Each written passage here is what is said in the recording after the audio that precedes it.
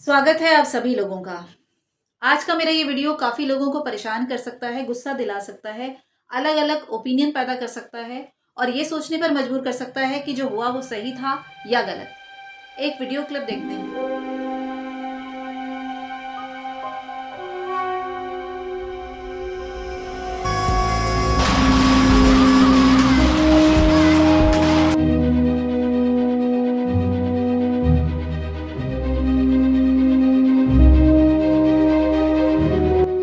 इस वीडियो में जो औरत है उसका नाम है मैरियन बैकमायर और इसके हाथ में जो पिस्टल है वो है .22 कैलिबर की बरेटा 70 पिस्टल, जिसकी सारी गोलियां वो कोर्ट में ही उसके सामने जाने वाले शख्स पर चला देती है। उस आदमी की ऑन द स्पॉट डेथ हो जाती है। क्यों मारा मैरियन ने इस आदमी को और क्या दुश्मनी थी उसकी?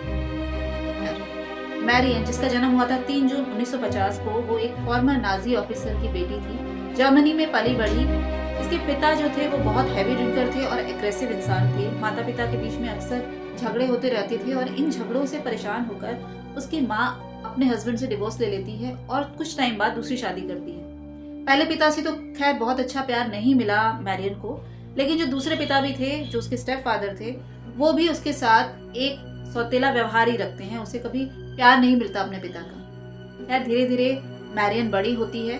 16 साल की उम्र में मैरियन प्रेग्नेंट होती है और माँ बनती है, लेकिन उसकी माँ इस बच्चे को अडॉप्शन के लिए दे देती है। फिर 18 साल की उम्र में मैरियन फिर से प्रेग्नेंट होती है और इस बार ये कहा जाता है कि ये जो बच्चा है ये उसके साथ हुए रेप का नतीजा है। दूसरे बच्चे को भी अडॉप्शन के लिए दे दिया जाता है। मैरियन बड़ी होती है और उसके बाद एक पब में काम करने लगती है। उस पब में काम करने वाले मैनेजर से उसे प्यार हो जाता है और 14 नवंबर 1972 को वो तीसरी बार मां बनती है और जन्म देती है एना बैकमायर को। तीसरी बार मां बनने के बाद वो डिसाइड करती है कि वो एना की परवरिश खुद करेगी, क्योंकि वो अब अपने पैरों पर खड़ी है तो वो सिंगल पेरेंट बनकर उसकी परवरिश करना चाहती है। वो घर से पब का और पब से घर आने का झंझट ना पालते हुए एना को अपने साथ पब ही ले जाती थी, ताकि पूरी तरह से एना की देखभाल कर सके। ये एक सच्ची घटना है और उस पर 2 फिल्में भी बनी हैं, no time for tears and Anna's mother. Anna की माँ मैरियन एना को वो सारी खुशियां और वो अच्छी परवरिश देना चाहती है जो उसे बचपन में नहीं मिल पाई। फिर आता है 5 मई 1980 का वो दिन। एना और उसकी माँ मैरियन के बीच में किसी बात पर बहस हो रही होती है। एक 7 साल की बच्ची अपनी माँ से किस बात में बहस करेगी? उसे स्कूल नहीं जाना, उसे पढ़ाई नहीं करनी, सिर्फ खेलना है या उसे कुछ खाने के लिए चाहिए। लेकिन एना और मैरियन की बहस ज्यादा बढ़ जाती है। एना घर से बाहर निकलती है स्कूल जाने के लिए, लेकिन स्कूल ना जाकर वो डिसाइड करती है कि वो अपनी सहेली के घर जाएगी और उसके साथ खेलेगी। लेकिन वो कभी उस सहेली के घर पहुंच ही नहीं पाती। जब वो अपनी सहेली के घर जा रही होती है तो रास्ते में उसे लगता है कि उसका पीछा कोई कर रहा है। जब वो पीछे मुड़कर देखती है तो उसे दिखते हैं वो अंकल जो उसके बगल वाले घर में रहते हैं और जिनके पास हैं बहुत प्यारी प्यारी बिल्लियां।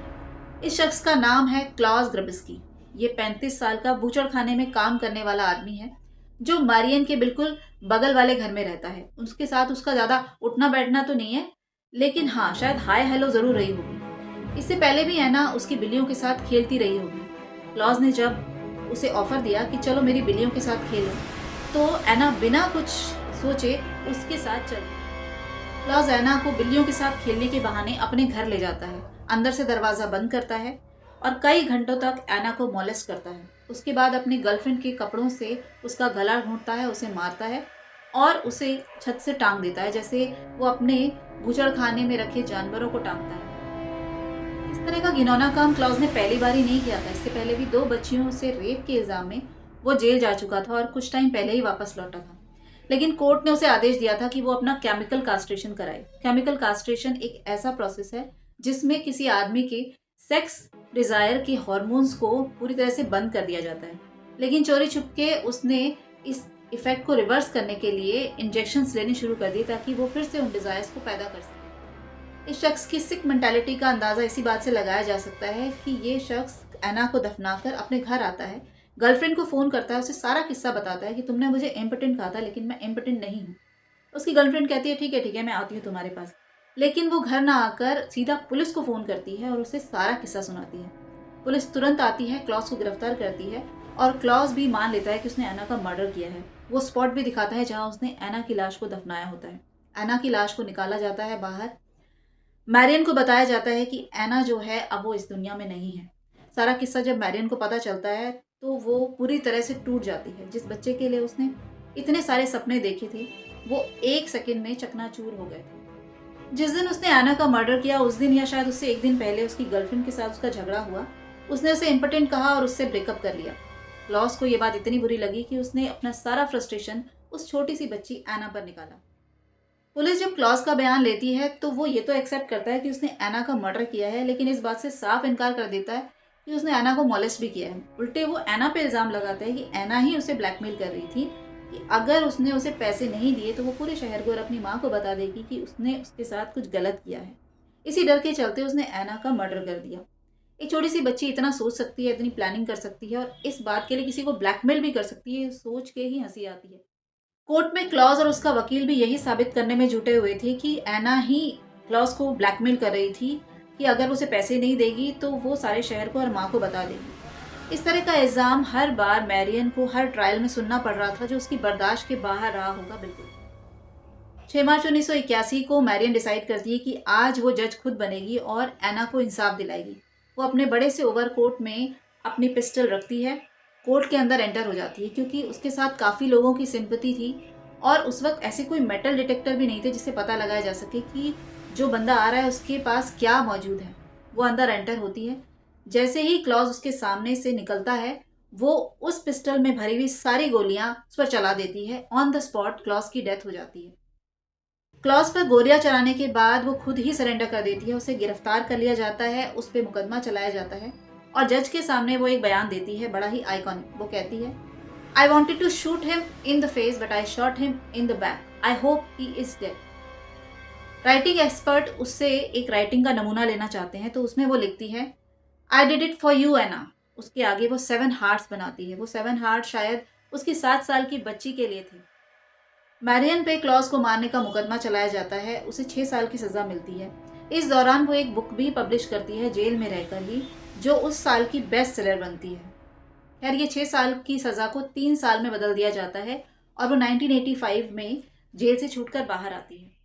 1985 में जेल से छूटकर बाहर आने के बाद कुछ टाइम बाद वो एक शख्स से शादी भी करती है, लेकिन ये शादी भी अनसक्सेसफुल ही साबित होती है। उससे उसका डिवोर्स हो जाता है।